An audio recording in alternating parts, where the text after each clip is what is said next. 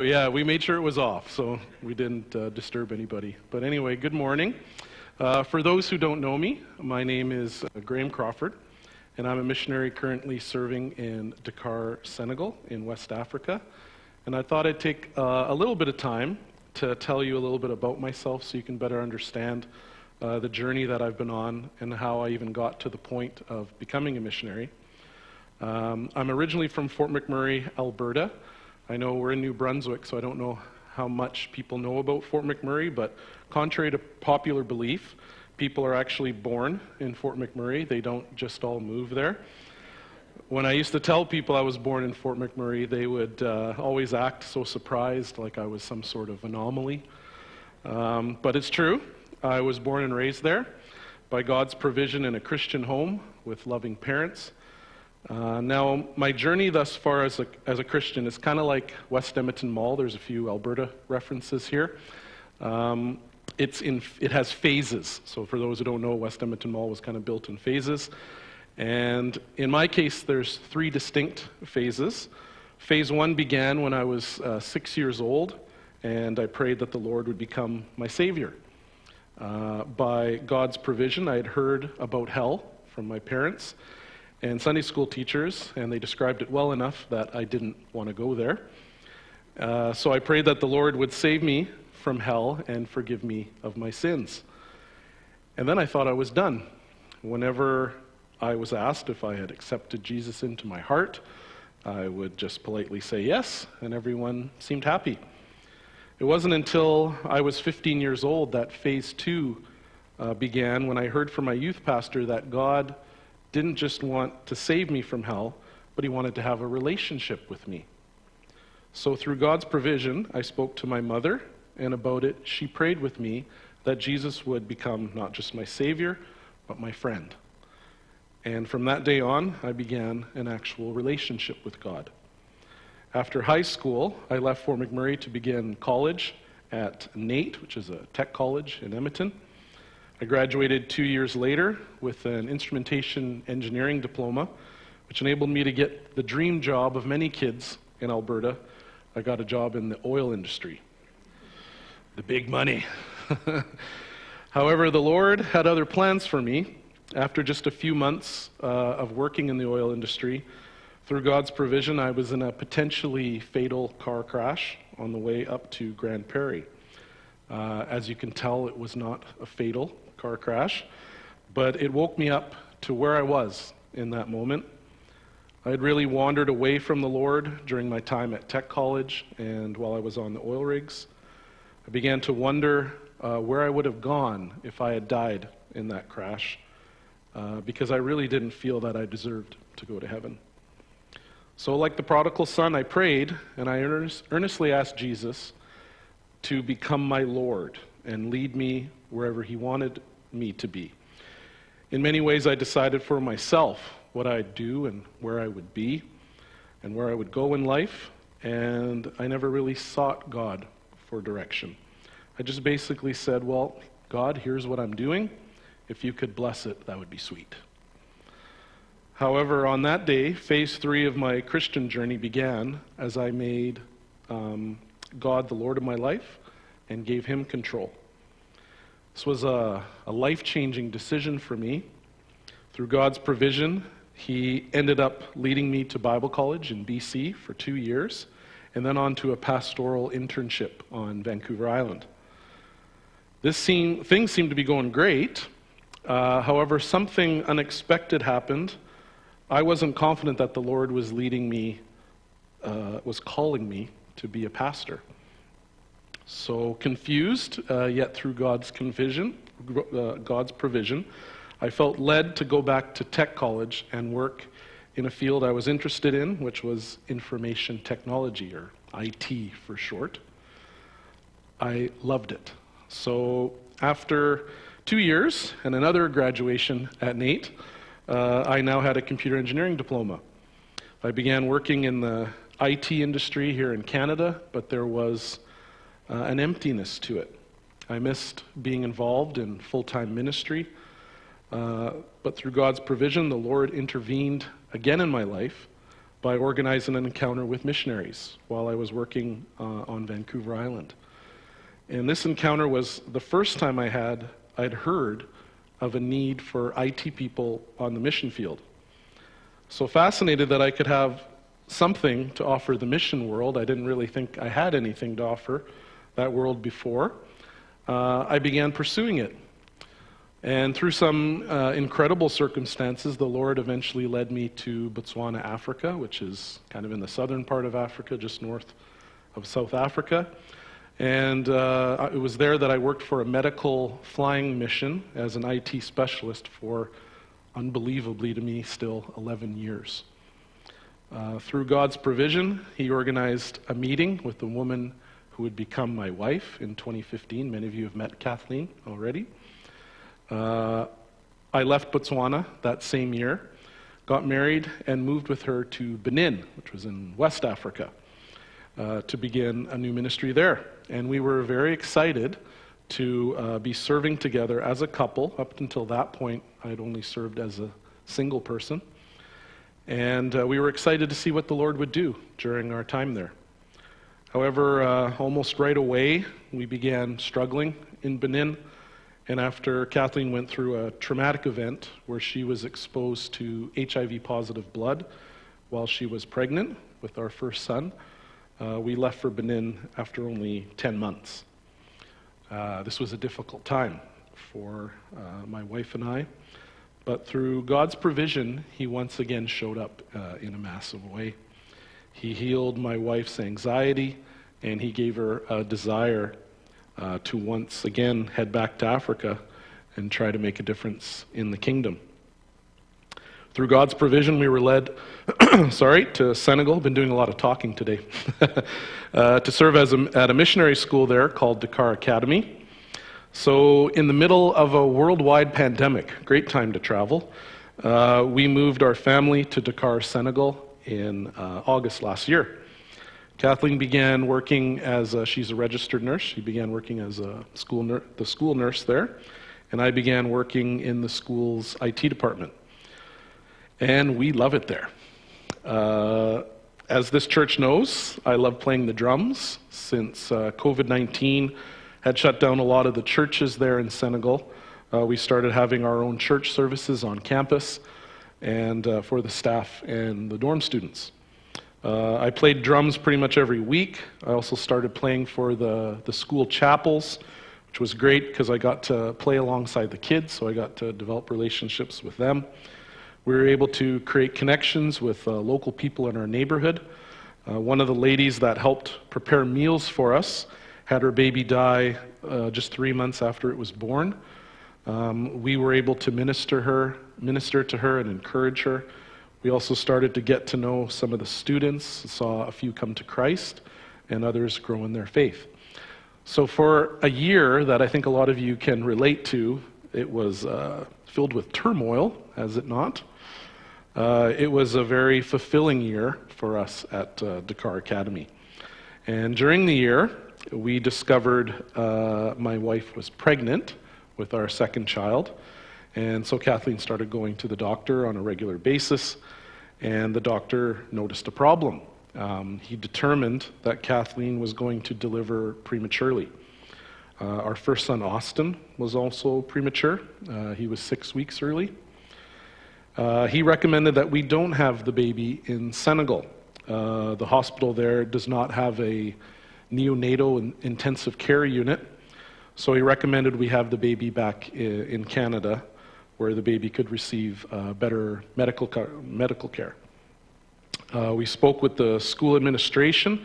They gave us permission to spend the first semester of the school year back in Canada, so Kathleen could deliver the baby here. So through God's provision, we left Senegal on June 15th and July 16th. So after all the hotel quarantine stuff and quarantines and all that, it was only about 2 weeks after we were allowed in the world again that someone else arrived in the world.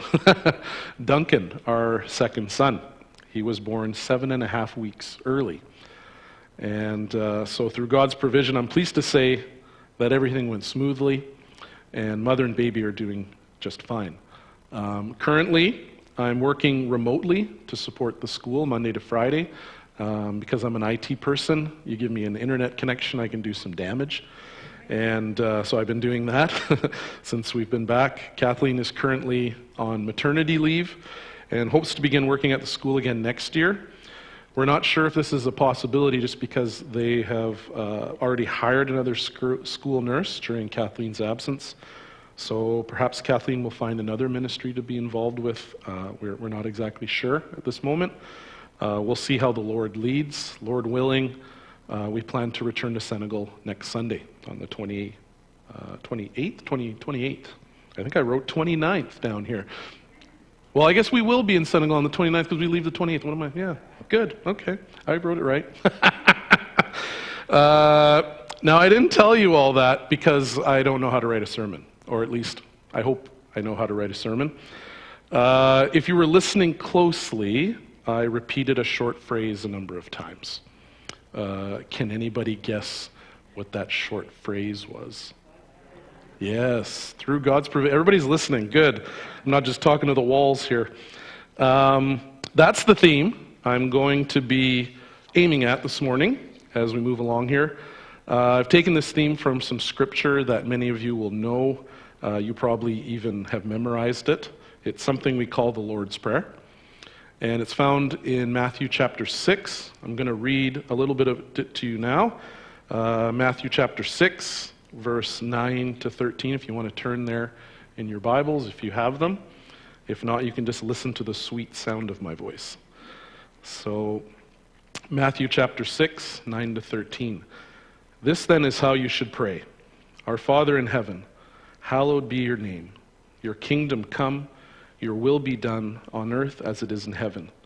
Give us today our daily bread, and forgive us our debts, as we also have forgiven our debtors. And lead us not into temptation, but deliver us from the evil one. So today I'm going to be focusing on just one verse of that passage, and that's verse 11. Give us today our daily bread.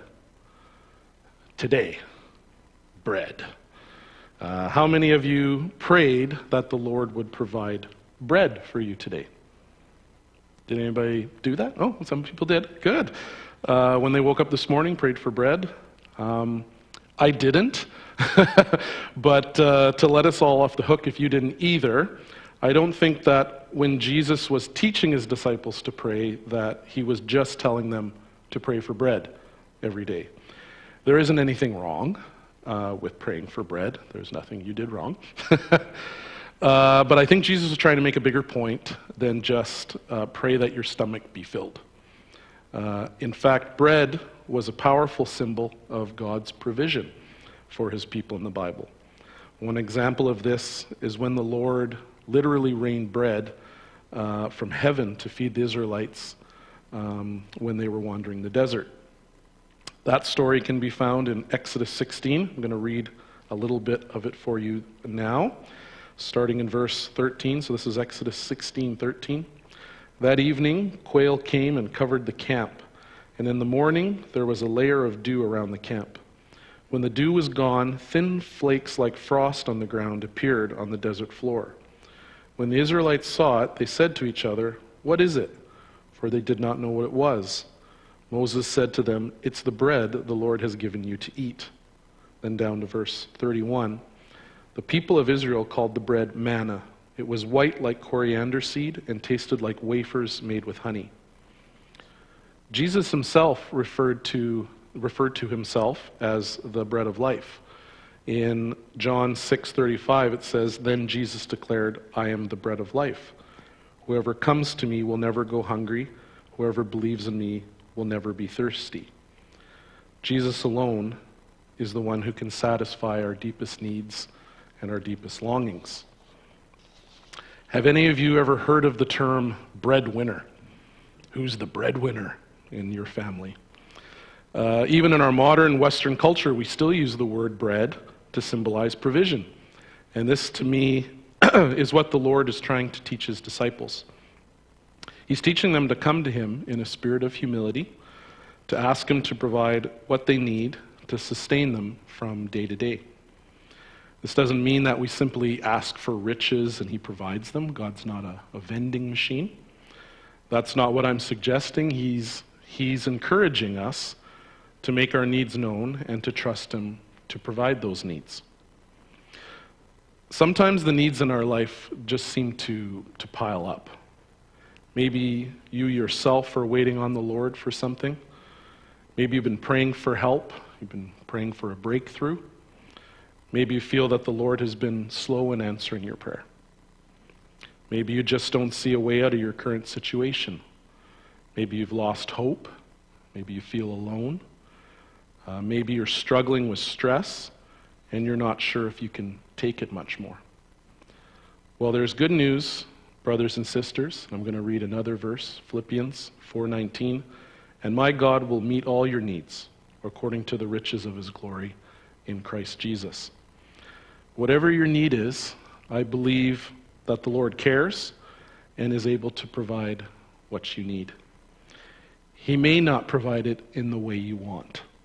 I don't think God is big on supplying wants.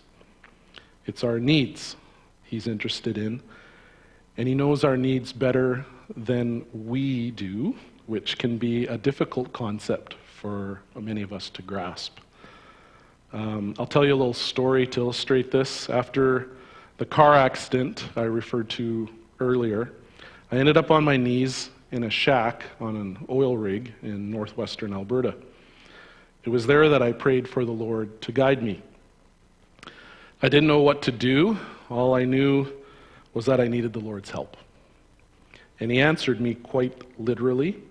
This has only happened one time in my life. I've had other friends tell me that this has happened to them. But I actually heard an audible voice from the Lord that told me to go to Bible college. And that was it. And it was weird. The first time I heard it, I didn't really know what was happening. Do you remember the story about Samuel when the Lord kept speaking to him and he kept going to Eli, thinking it was him calling out to him? That's pretty much what it was like for me. But eventually, just like Samuel, I came to my senses and I thought, this is the Lord. Do I do what he says, or do I not? Now, at this point in my life, I had really absolutely no interest in going to Bible college, so I knew this wasn't just myself telling me to go there. I was 21 years old. I was making more money than most people I knew, including my father. And I just thought to myself, why would I go to Bible college? I didn't even like Sunday school. Now I had to pay for the adult version. So here I am. I just prayed for guidance, and the Lord's saying, go somewhere you don't want to go. Go figure. So this is where faith comes in, right? In faith, I decided to quit my job and go to Bible college. This was a difficult decision and kind of a difficult time in my life. I applied and was accepted to go to Bible college in BC, and I was still working on the oil rigs. So I had to go to my boss, and I had to try to explain why I was leaving the company. Not an easy task. My boss's name was Curtis, and I went to his office to, leave the company. And I really didn't want to tell him the whole story. So I put a spin on it, and I said that I was going back to school to improve myself. Curtis then says to me, "Good decision, young fella. Nothing wrong with getting a solid education. What are you taking? Where are you going to go?" So he was assuming I'd be taking like chemical engineering or power engineering, something to improve on what I've already learned. And I had to sheepishly say, I'm going to Bible college. Curtis's face changed from one to one of confusion. He was not a believer, and his question back to me was an interesting one. He asked me, "Which Bible?" And I didn't know how to answer him. I just said, "The Holy One?" That's what it says on the front, isn't it? He said, "Are you going to become some sort of priest or something?" And I said, "I hope not." he said, well, why are you doing this? And I said, because God told me to. And Curtis just shook his head. And from that point forward, until I left the company, I was teased by everyone at work about the decision I made to go to Bible college. Coworkers would walk up to me very similarly as Curtis and say, I hear you're going to become a Catholic priest or something like that. What's going on in your life? It was kind of rough. So when I finally left the oil rigs and was driving to BC to go to Bible college, I can remember it quite vividly. I remember praying to the Lord to just confirm with him that this was really the right thing to do. At this point in my life, I had a bit of a potty mouth. I think people know what that means. And there were times I would actually swear as I was praying. And I even remember praying that the Lord would take the foul language away from me because I didn't want to offend anybody at school. I was scared. I didn't know what was going to happen. I was really struggling with completely trusting God in this whole endeavor. But through my doubt, I trusted him, and he saw me through the process. And I'm really glad I did it. I spent 2 wonderful years at Bible school, and I fell right back in love with God. It was exactly what I needed, even though I didn't know I needed it. Our single greatest need is Jesus, and our daily bread is him. At a certain point in my life, I'd forgotten that, or at the very least, needed to learn the lesson again. One of the things I try to do on a daily basis so I don't forget is to stay in his word. You might think, oh, a missionary, he probably gets up at 3 a.m. and prays for 40 days and 40 nights and all that. I actually keep it pretty simple. In the mornings, I do our daily bread. You may have heard of those devotions. At the end of the devotion, there's chapters you can read to read through the Bible in a year. I usually do that. It takes 30 minutes. At the end of the day is usually when I spend time in prayer. This routine has changed throughout my life as life circumstances change. But I try to give God my best. And that may be different for you than it is for me. I'm not always perfect. I don't always remember, or sometimes there's babies crying or Austin jumping on my face or something like that. But I try to follow it as a habit to keep me connected to God, being in his word and speaking to him in prayer. Now maybe you're thinking, Graham, I don't know what I need. I don't know where to start even in asking God to help me in my life. My suggestion to you would be to go to God and ask him what your needs are. It reminds me of a friend of mine in Africa who really struggled to find exactly what he needed in life. This story is a little personal, so I'm going to use an alias for him. I'm going to call him Peter. That's not his real name.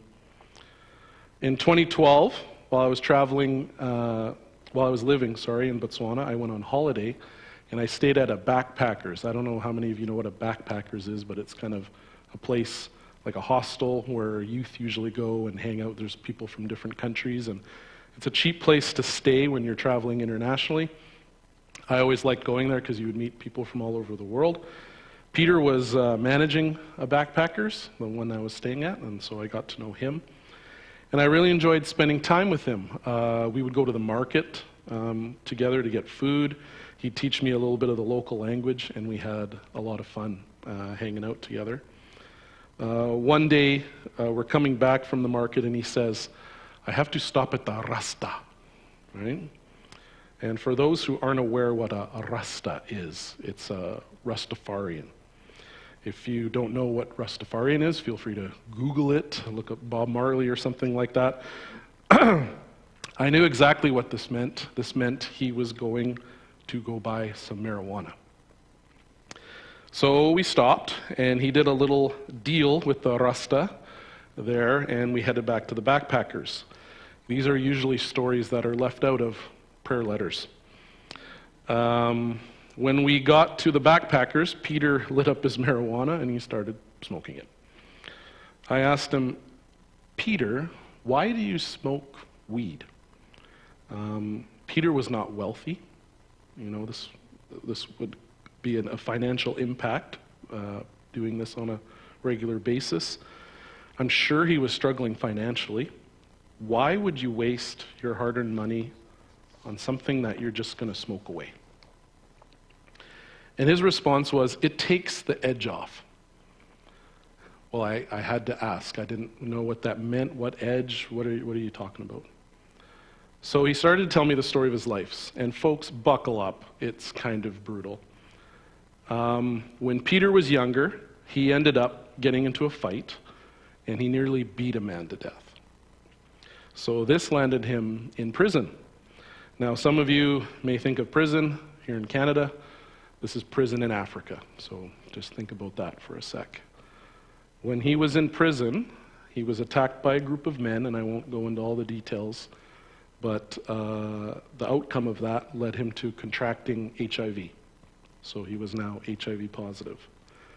And it gets worse. After serving his sentence in prison, he got out, and he met a beautiful woman.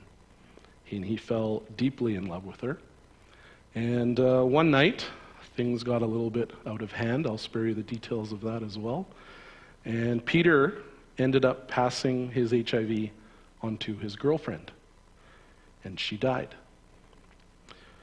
When he was finished telling his story, a part of me said, pass that over here, because that's about the saddest story I've ever heard in my life. I need the edge taken off that too. I didn't do that, but instead, Peter asked me a question. He said, how do you deal with life's troubles when they come along? And friends used to ask me, what's your poison? Right? What's the thing that you need or the thing that you use to deal with life's troubles? I told him, whenever I have an issue, I take it to the Lord in prayer. It unburdens me. It helps remind me that I'm not alone. I have a God who cares and protects me. Peter then began to tell me that when he was younger, he believed in God, but he always pushed him away. During the rest of my stay there, we talked a lot about God, and I tried to encourage him to follow him and be in a relationship with him and let him be his Lord. When I left, all he said was that I've given him a lot to think about. Years went by, and I received a Facebook message from him. He had sent it out to all his contacts. It read very much like a suicide note, and I freaked out. And I messaged him back. I tried calling him. He wouldn't answer. I finally heard from a friend of his that he was okay. He was just really struggling with life. So I lost track of him for a bit, but recently I was finally able to get a hold of him and talk to him on WhatsApp. And he told me the day he considered killing himself was the day the Lord woke him up. Kind of like when I crashed my truck into the ditch, God had gotten his attention. I'm thrilled that I can now say to you that my friend Peter is walking with the Lord. He admits, I get a little emotional sometimes. He admits that he still struggles and that life is hard, but now he has a God he can go to for every need he has. And the Lord has blessed him. Due to immigration issues, his wife is not legally his wife. She's illegal in the country, but he calls her his wife. They have had 5 children together. That amazed me. I said, Peter, you're HIV positive. That seems kind of reckless. And he said, yes, but the Lord has protected my wife and the kids. They're all negative. Now, if God can help Peter and his family with their needs, I believe he can help you with yours. So in summary, I'll try to finish this off. Maybe you're waiting on the Lord for something. Maybe you've been praying for help. Maybe you've been praying for a breakthrough. Maybe you feel, this is hard for me to read. I hope you guys are doing okay. So maybe you feel the Lord's been slow in answering your prayers. Maybe you just don't see a way out of your current situation. Maybe you've lost hope. Maybe you feel alone. Maybe you're struggling with stress. You're not sure if you can take it much more. I'm here to tell you that God cares for you, and he wants you to come to him in humility and ask him for your daily bread. God's provision is there. May you have the courage to ask him for it. Thank you very much.